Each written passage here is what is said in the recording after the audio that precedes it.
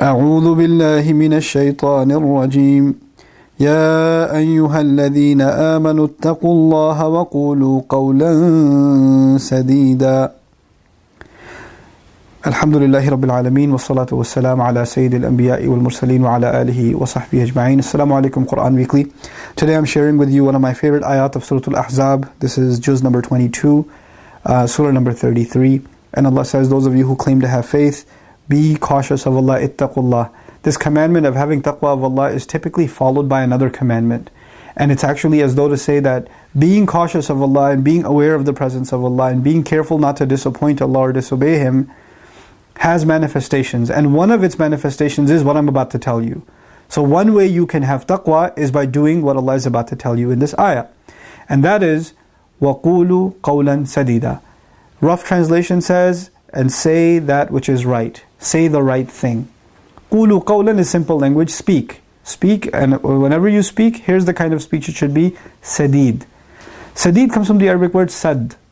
Ighlaqul khalal, they say. Something that removes a gap. Sad is also a dam, like the dams that block the water from coming. Like in Surah Al-Kahf, Bayni wa baynahum sadda, or baynana wa baynahum sadda. Put a dam between us. Now what a sad does is there's no gaps in it, so no water can get through, and it prevents water from leaking over, right? So one of the implications of sadid is that you have to speak in a way that doesn't leave room for misinterpretation. You have to mean what you say, and you have to be clear about what you have to say to people. You can't say what you don't mean just to be formal. Sometimes because there's formalities, people say things like, you're resigning from the company, you write an email and you're like, I really appreciated my time here and I thank the management for this and that and the other. You're writing this whole thing. But in your heart, you're like, I hate these people. I can't believe I'm leaving this company. These people are so disgusting, etc., etc. There's completely opposite thoughts in your mind and what you're putting down in writing. This is not clear speech and this is not open speech. You don't have to be disrespectful in your speech, but you have to be honest to yourself.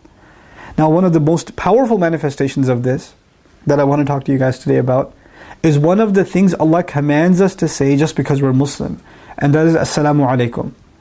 When I say Assalamu alaikum to you, and when you say Wa alaikum assalam to me, and vice versa, then actually we've made an open declaration to each other that there is no beef between us, there's no quarrel, there's no fight, I have nothing against you, I have no grudges with you, I have no more problems. I may have had problems in the past. Now that I have said peace upon you, I'm wishing that Allah's peace is on you, that I am at peace with you. I'm hoping your life is surrounded by peace, and there is no disturbances in your life, nothing that takes your peace away. That is Assalamu alaikum. That's a declaration of peace, really, towards the other. And it's also a declaration that I have no more issues with you. Now imagine you just had a fight with your wife, and you're about to go into the office.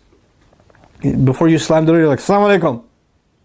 She says, Wa alaikum assalam. Slam the door. That's not qawl sadid.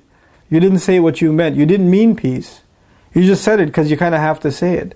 When the Prophet commands us, sallallahu alaihi wasallam, you shouldn't talk to, three days shouldn't go by and you haven't said salam to your brother. That doesn't mean you 2.5 days later call the guy and like, hey, Assalamu alaikum. Wa alaikum assalam. Hang up. That's over. That's not what the point is. The point is when you say salam and you say what you mean, because the ayah says when you speak what you mean, it's over, it's done. Well, let's move on. So salam itself, if we understood what assalamu alaikum meant, and if that became qawl sadid for us, then our relationships would be totally different. Allah wouldn't let us hold grudges. Like just the sunnah of assalamu alaikum keeps us from holding grudges, subhanallah. And then finally, the meaning of sadid also is as-sawab min al-qawl, correct speech. Not only say what you mean, say the right thing. Say the right thing. If you don't have the right thing to say, don't say it. Just remain quiet. So have taqwa of Allah and only open your mouth when you have something correct to say. And don't say inappropriate things, don't say offensive things. And say things that cannot be, that sometimes people talk like in language that has dual meanings. Right? Don't do that. Don't say things that mean something offensive, and it can mean something good too. And you could do that with salam, with your tone. Assalamu alaikum. Like, okay, what was that? Yeah, wa alaikum salam, whatever. What is that? That means you are disregarding someone with a statement that's supposed to honor them. Say it the way it's supposed to be said. Say it the way it's not misinterpreted. And language isn't just about the words you use, it's the body language, it's the tone you take. All of that has to line up so that the other understands you very, very, very clearly. And they don't read in between the lines, did you mean something else? Were you speaking in code? You know? We have to learn this. Because when you're upset with someone and they say, hey, what's wrong? And you say, oh, nothing. Oh, nothing. Yes, there is something wrong. And you need to find a respectful way, not to vent, but to let others know when something's wrong. This is part of qawl sadid also. May Allah give us the ability to be clear in our speech with each other, and may Allah really give us the ability to turn our salams into qawl sadid, into real clear and meaningful speech that gets rid of all of our grudges that we have against each other. And may Allah give us the strength to forgive one another and build on our relationships, even though we make mistakes towards each other along the way. Barakallahu li wa lakum, wassalamu alaikum wa rahmatullahi wa barakatuh. One of my favorite ayat of Surah Al-Ahzab, ayah number 70. This is the 22nd Juz Quran Weekly that we are doing. Okay, fine. Let's just start. Fine. Or you want to do the ayah again? Yeah. The short ayah? Yeah, sure.